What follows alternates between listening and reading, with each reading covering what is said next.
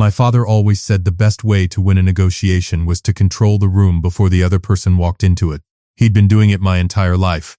I just never thought he'd try it at a dinner table, with Lobster. My name is Frank North. I'm 38 years old. I live in Scottsdale, Arizona, and on the evening of Thursday, April 10th, 2025, I drove 45 minutes down the I-10 to a steakhouse called the Copper Rail on North Scottsdale Road, one of those places with valet parking, a sommelier on retainer, and a menu that doesn't list prices because if you have to ask, they'd prefer you leave. I walked through the front door at exactly 6:52 p.m., 8 minutes before my reservation. My family was already there. All 16 of them. Lobster, Wagyu, a $400 bottle of Opus One Cabernet already open, and half-poured down throats that hadn't said a single word to me in 3 years. My father, Gary North, 64 years old, silver hair, the handshake of a man who once believed he could charm his way through a wall, looked up from the head of the table and smiled at me. That smile. I'd been waiting my whole life to stop flinching at that smile. Frank, he gestured to the empty chair across from him like he was doing me a favor.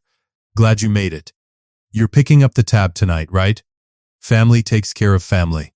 16 heads turned toward me. Forks hovered mid-air. My Aunt Renee, who I hadn't spoken to since my cousin Danny's wedding in 2022, had a lobster tail halfway to her mouth and the audacity to look curious about my answer. I didn't say a word. I sat down. I looked at my father.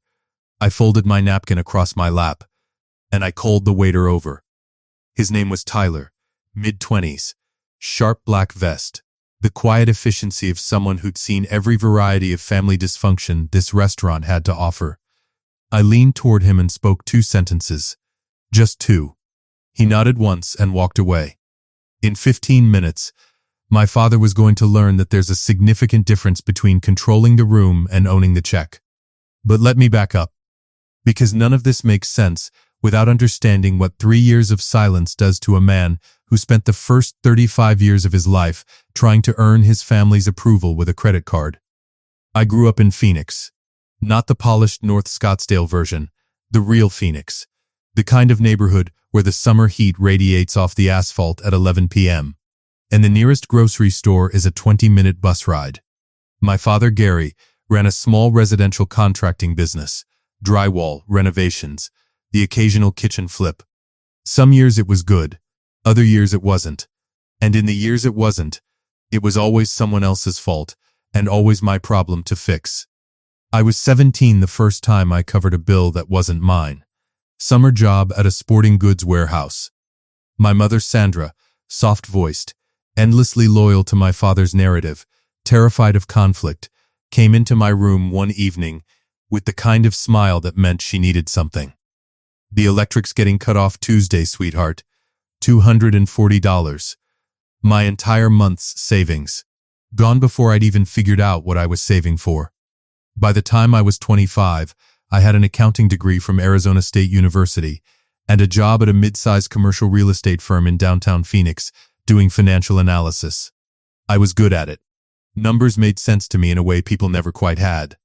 I could look at a balance sheet and see the story underneath it, where money was hemorrhaging, where risk was hiding, where someone had been lying to themselves for years. I wish I'd been as clear-eyed about my own family. My sister Paula, 35, 3 years younger than me, the one who got the looks and the charm and somehow also our father's talent for reframing reality, decided in the spring of 2021 that she wanted to open a boutique fitness studio. Hot yoga and Pilates. She'd seen one in Tempe with great lighting and a juice bar and thought, I could do that. She had no business plan, no concept of payroll tax, liability insurance, or commercial lease structures. She had $30,000 in savings and a dream. She needed a co-signer for a $90,000 small business loan. My mother called on a Sunday afternoon. My father sat beside her. I could hear the chair creak over the phone. Paula was on the line too. Already quiet in that particular way that meant she'd been coached. Frank, your sister needs this. You have the credit, the stable income, it's just a signature. I asked to see the business plan. She has a vision, Frank, not everything fits in a spreadsheet. I asked about projected cash flow, break-even timeline, lease terms on the studio space. My father cut in then. His voice had that slow, controlled edge he used when he'd decided the conversation was already over. You know what your problem is? You see everything as a transaction. She's your sister. That's not a transaction. I said no. Not because I didn't love Paula. I did. But I'd spent enough time analyzing distressed real estate portfolios to know what a $90,000 liability looks like at 2 a.m. when the business is dark and the monthly payment is still scheduled. I'd also spent enough of my own life quietly absorbing the financial shockwaves of other people's optimism. The call went silent for a moment. Then my father said the thing. If you won't stand with this family, then don't bother being part of it. The line went dead. The next morning, I noticed I'd been removed from the family group chat. Nobody called. Nobody texted. Not my mother. Not Paula. Not one of the aunts, uncles, or cousins who'd eaten at my table at Christmas. 3 years. Here's what nobody tells you about estrangement. The silence doesn't get quieter. It gets louder. I threw myself into work. Got promoted twice in 18 months. Bought a 2-bedroom condo in Old Town Scottsdale. Paid a portion down. Manageable mortgage. The kind of financial decision I could look at without flinching. I started running in the early mornings along the Arizona Canal. I had a small, tight circle of friends, my college roommate Desmond, a colleague named Lisa, my neighbor Pete who grilled on his back patio every Sunday and never once asked me about my feelings. It was a good life. Quiet. Mine. And then, on Tuesday, March 18th, 2025, 8:30 in the morning, I was at my desk reviewing a lease renewal analysis. My phone buzzed. A notification I hadn't seen in 3 years. Family has added you to the group. I stared at it. I didn't open it for 4 minutes. I sat there with a cold cup of coffee and let the notification just exist. When I finally tapped it, the chat history was clean. Cleared. Either they'd deleted everything or more likely, they'd had a second chat running the entire time. My mother's message was first.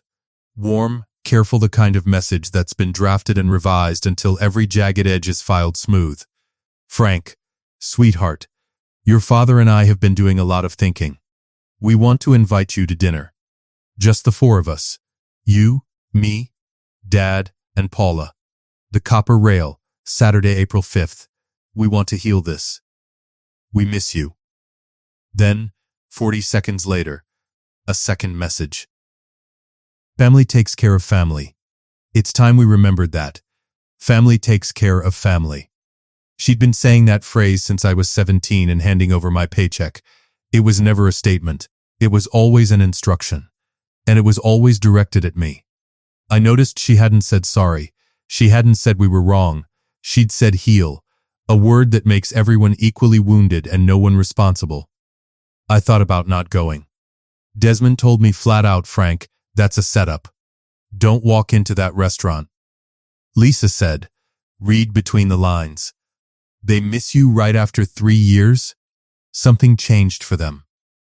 Not something they felt, something financial. They were both right.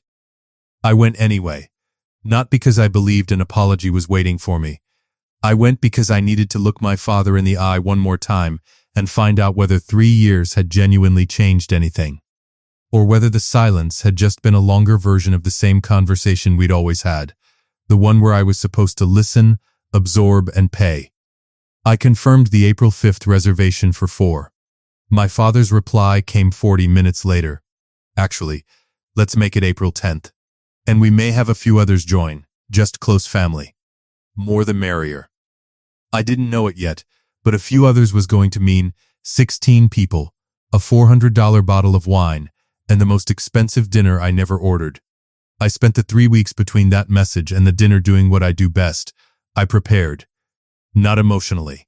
I was past the phase where I rehearsed tearful reconciliation speeches in the car mirror. I actually prepared.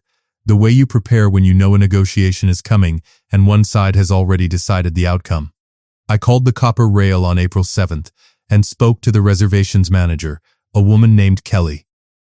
I confirmed the booking under Gary North, asked a few casual questions about the setup, and ended the call with one quiet instruction.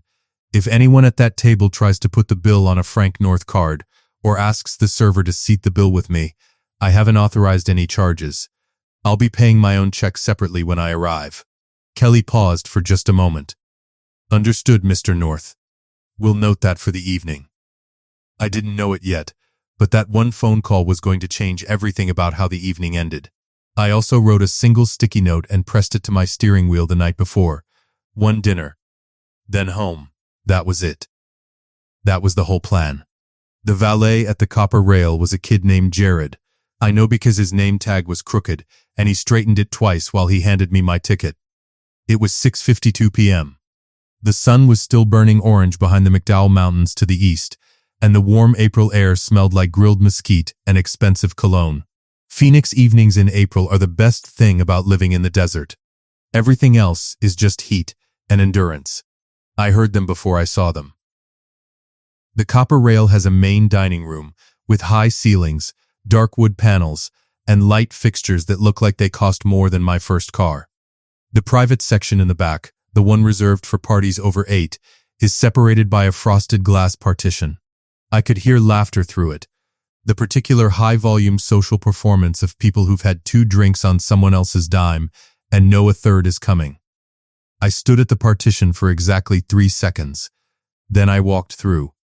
16 people. Long, rectangular table. White linen. Silver.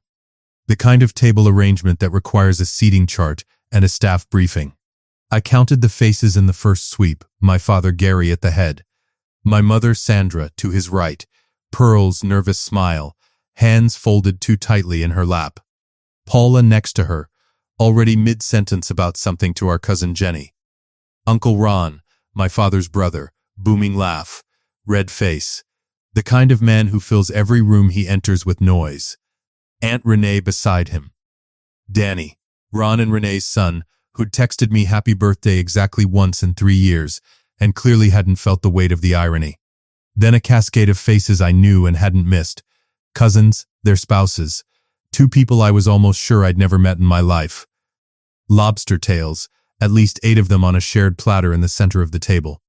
Wagyu beef slices on a wooden board with a sauce I recognized as truffle, based from 15 feet away.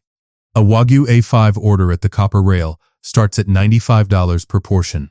The lobster tails are $85 each from the market menu. The Opus 1 Cabernet Sauvignon in the decanter at the center of the table retails at approximately $350 to $400 a bottle, and based on how far down it was. They'd started at least 30 minutes before I arrived. They'd been eating since 6:15. My father looked up. That smile. "Frank," he gestured to the empty chair. The only empty chair. Directly across from him. "Center stage. Glad you made it. We went ahead and got started. Hope you don't mind." A pause. "You're picking up the tab tonight, right? You owe us that much. Family takes care of family."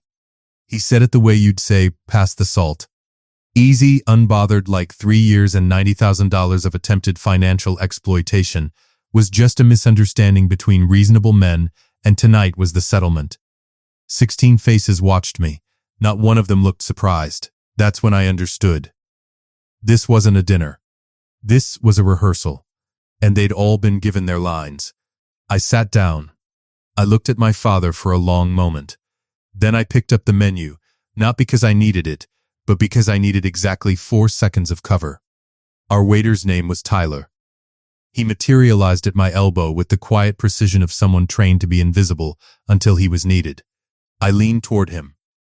2 sentences. That's all it took. The first, "I'll be paying for my own meals separately, per the arrangement with Kelly and reservations." The second, "When the main check is ready, please bring it to the gentleman at the head of the table." Tyler looked at me, a micro-expression of recognition, the kind that says I've been waiting for someone to say that, and nodded once. He walked away. Nobody else at the table heard a word of it. The next 45 minutes were, objectively, a masterclass in how people behave when they believe the check has already been signed. My Uncle Ron ordered a second round of the Wagyu. Not a second portion. A second board. He called Tyler back while still chewing and pointed at the platter like he was ordering at a drive-thru. Another one of those. And ask them to char it a little more on this side. Paula, who hadn't spoken directly to me since the phone call in 2022, chose this moment to rediscover her brotherly love. Frank, you look good. You been working out?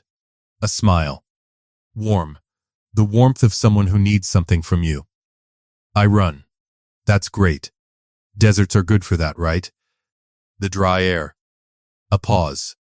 Anyway, you should have told me you were doing so well.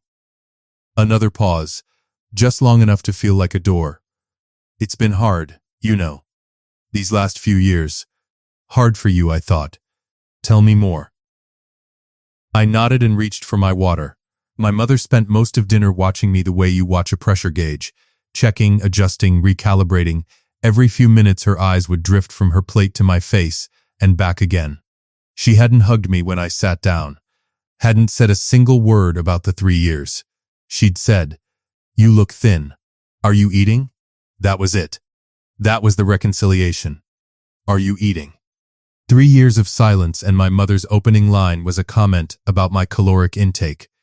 Gary held court at the head of the table, story after story, the booming authority of a man performing for an audience. The old neighborhood. The business. The deals that almost worked. He was good at it. He'd always been good at it. The problem was, I'd spent enough years doing financial analysis to hear what the stories weren't saying. 18 months ago, Desmond had mentioned, casually, the way people mention things they don't realize are significant, that Gary North's contracting business had gone quiet. No new listings on the company site, no recent permit applications in the county database. Just stopped.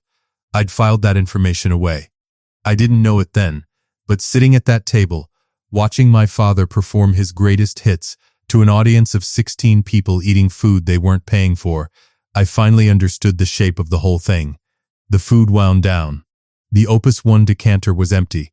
A second bottle, a Stag's Leap Artemis Cabernet at $180, had been opened and was halfway gone. The lobster platters had been cleared. The Wagyu boards were down to garnish. The bill, which I'd been quietly calculating in my head since I sat down, was somewhere north of $3,800 before tip and service. Probably $4,200 when Tyler finished the accounting. Tyler appeared. He walked the length of the table with the composure of a man carrying something heavier than a leather check folio. He placed it in front of my father. My father looked at the folio. He looked at Tyler. There's been a mistake. Confident, presidential. The voice of a man who'd never considered the alternative. This goes to my son. He nodded toward me. Frank's covering tonight. Tyler didn't blink. I understand, sir, however, we received a prior instruction from the gentleman that he'd be settling his own meals separately. Your bill covers the rest of the table. The gentleman's receipt has already been closed. My father's face did something I'd never seen it do before. It went still. Not angry. Not confused. Just still, like a man who's just stepped onto a bridge and heard it creak in a way he didn't expect. Run it again, he said. Tyler nodded and disappeared. The table had gone quiet. Ron's second Wagyu board sat forgotten. Paula's hand was around her wine glass, but she wasn't drinking. My mother's napkin was twisted in her lap. Nobody was looking at the centerpiece anymore. Tyler returned in 4 minutes. He leaned toward my father with the practiced discretion of a professional who understood that what he was about to say was going to land like a stone on still water. I'm sorry, sir. The card was declined. Would you like to try another? Gary reached into his wallet without visible panic, the practiced calm of a man who'd been in tight spots before and believed the next card was always the exit. He handed Tyler a second card. Tyler returned. I'm sorry, sir, that one as well. A third card, from behind the driver's license, the last bullet in the chamber reach that told me everything I'd suspected for the last 6 months. Tyler came back a third time. He didn't speak immediately. He stood beside my father's chair and let the silence do it. My father looked at the tablecloth. Then he looked at me.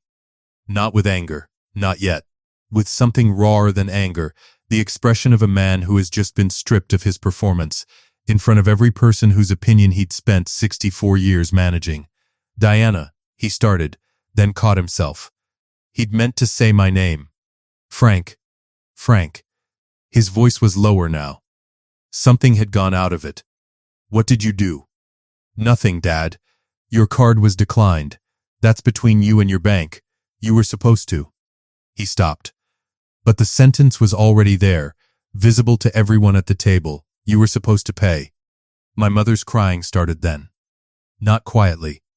Sandra North had never cried quietly in her life.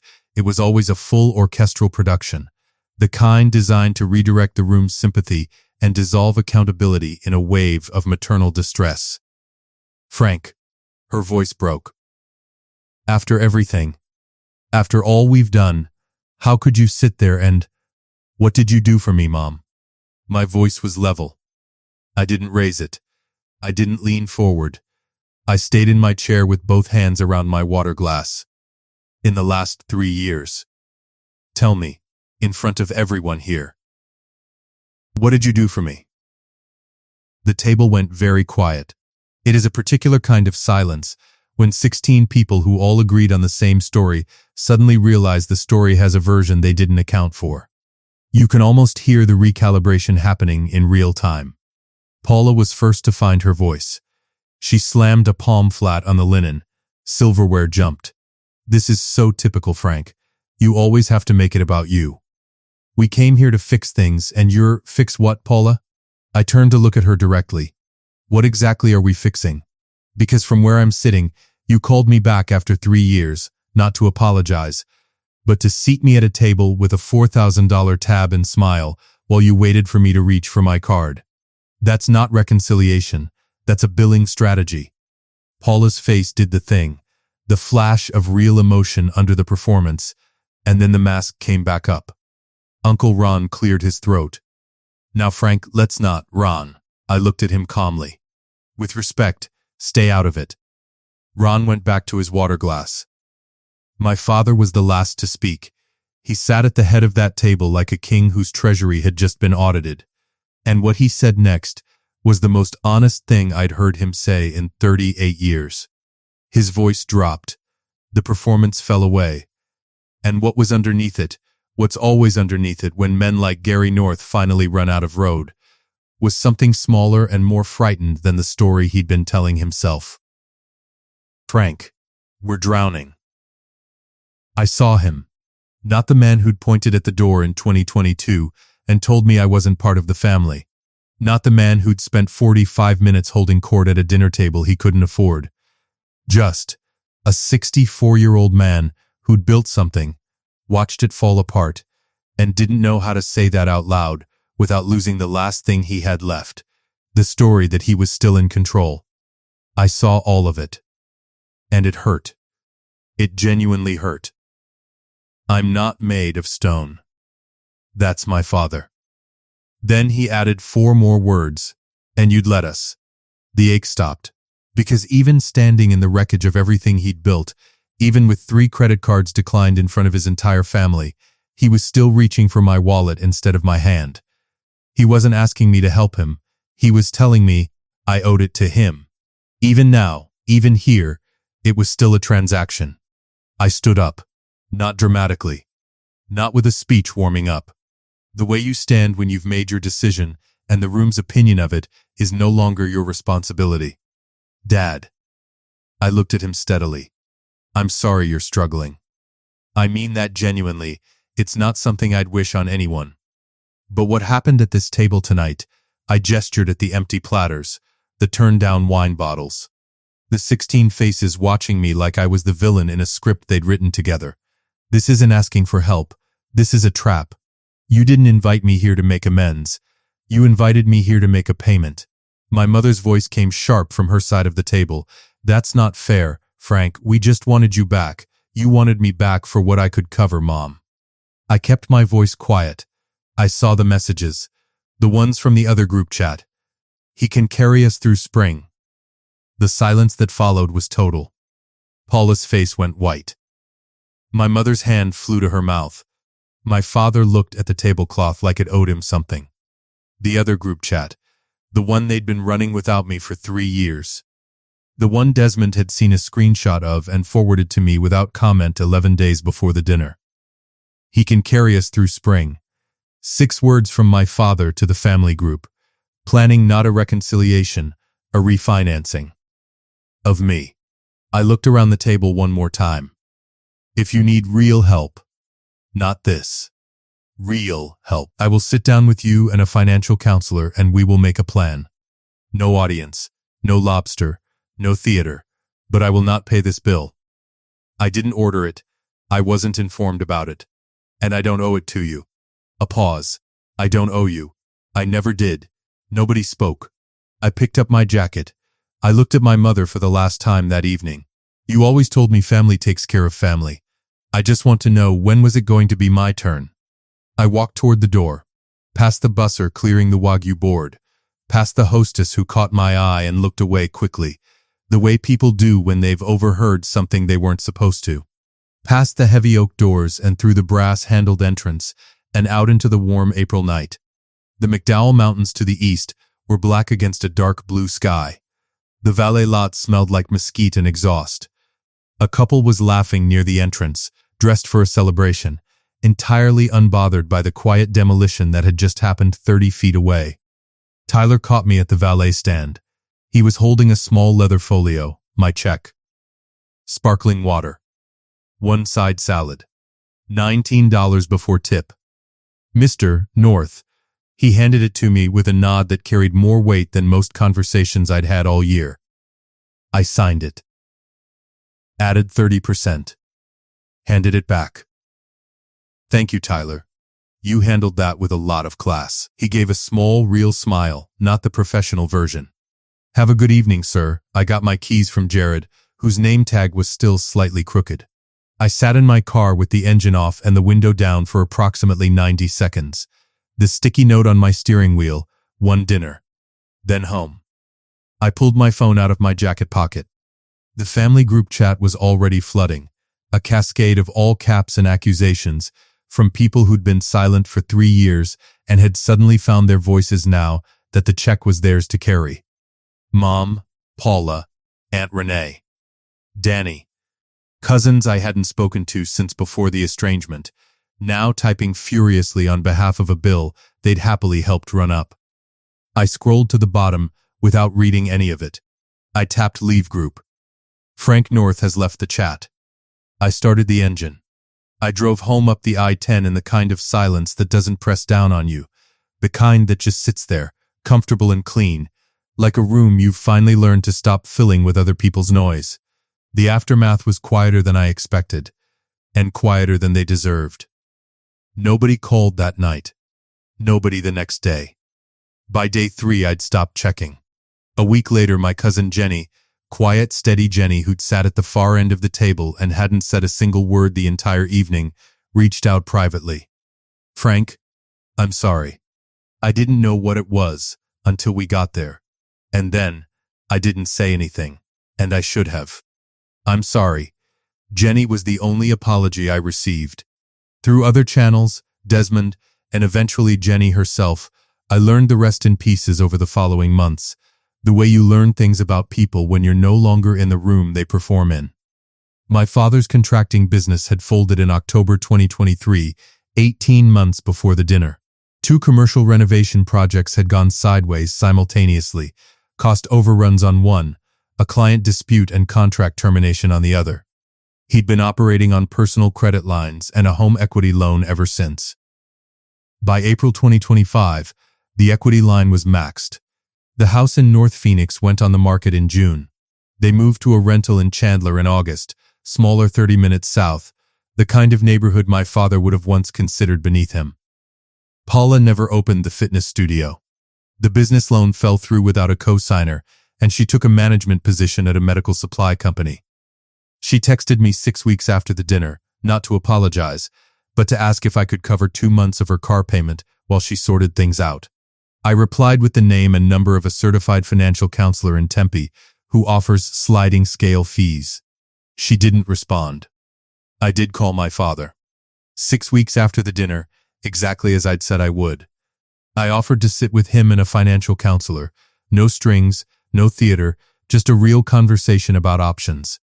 He picked up on the second ring. I got through 2 sentences. He hung up. The offer still stands. It will stand for as long as I'm capable of making it, not because I owe it to him, because I know the difference between what people deserve and what they need. And sometimes, even when they've used you up and called it love, you can still choose to be the person who leaves the door open. I just won't be paying for the dinner anymore. The most expensive habit I ever had wasn't the sparkling water I order when I eat out, the little indulgence my colleagues used to tease me about. It was the belief that I could buy my family's love with enough patience and enough money and enough of me. That belief cost me 38 years. The night I stopped paying for it was the cheapest dinner I've ever had. $19. One side salad, one glass of sparkling water, and the first meal in my adult life where I left the table without owing anyone anything. If you've ever been the family bank, the one who absorbs and covers and smooths and pays, hear me. Helping is a choice. It is not a debt. And the people who treat your generosity like a line of credit they're entitled to draw on will never, ever tell you when the account is overdrawn. A boundary doesn't have to be loud to be unbreakable. And sometimes the most powerful thing you can do at a $4,000 dinner is order the sparkling water and let someone else sign the check. If you liked this story, join our community by hitting that like button and subscribing for more family-centered accounts like this.